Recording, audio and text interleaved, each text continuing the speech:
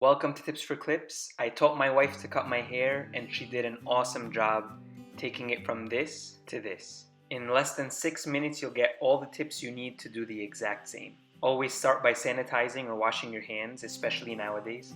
The clippers can cut long or short. Long, also known as open.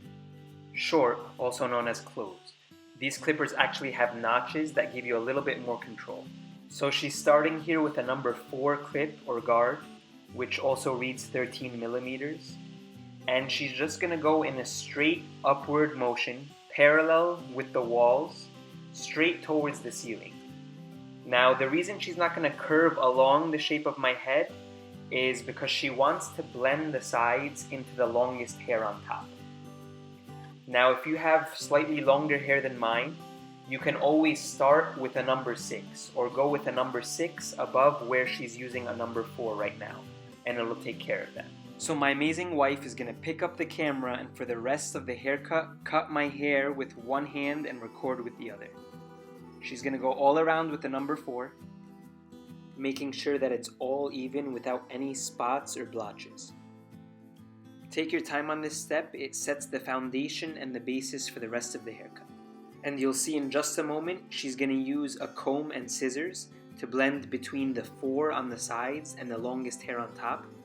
If you prefer not doing this, you can just again go ahead with the number 6 on the clippers, which is just a bit longer than the number 4. This next step is the fun step. You're going to take a number 2 guard, which also reads 6 millimeters, and you're going to go all around making a straight line. So you just want to make sure on this step that everything is even, that you leave no hair behind, and that it's all smooth. This is going to set the basis for the actual fade. And you already see it beginning to form. So you just want that straight line all around. In the back, sometimes it doesn't have to be straight. You can make it dip a little bit, but for my hair, I prefer it just go straight around, just like you see here in the video.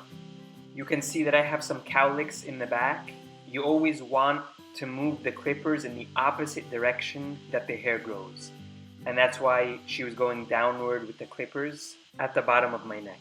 You can now see the perfectly straight and even line she made all around. Now to get rid of that line, you're going to use a number 3 to fade between the 4 and the 2. You sure it's number 3? You're so freaked out. Never hurts to double check, but definitely make sure you have the right guard attachment on your clippers.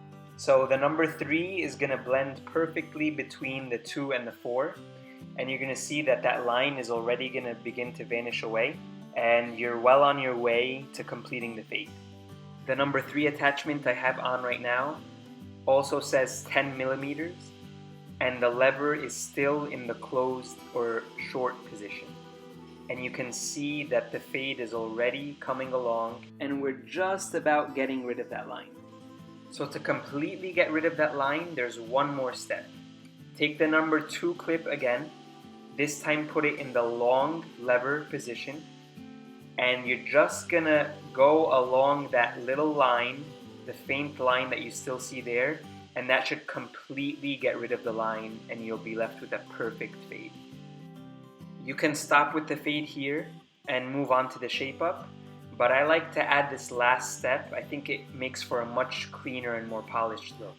Take the number 1, which is 3 millimeters, in the long or opened lever position, and my wife is just gonna go along my sideburns and the bottom of my neck, flicking up and out, and this is really gonna pull the fade together, and that's it. That's the final step of the fade.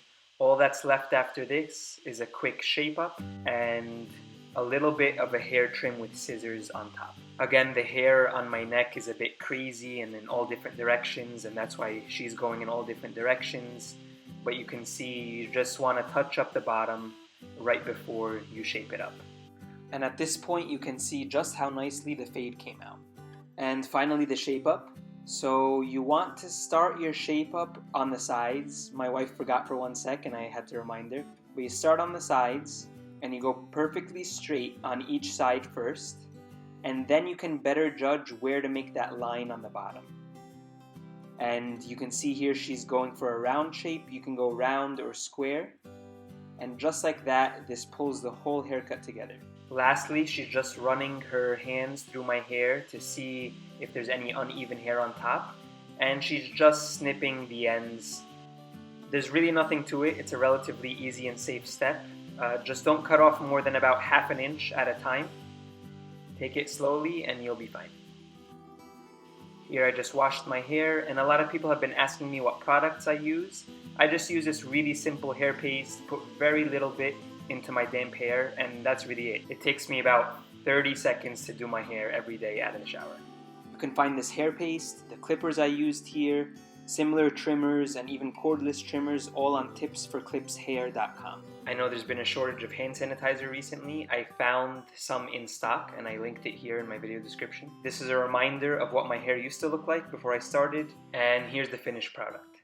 I hope you enjoyed this video and learned something. Thanks for all the support. Here are some of my other videos. Be sure to subscribe, share, like, comment, and I'll see you at the next video.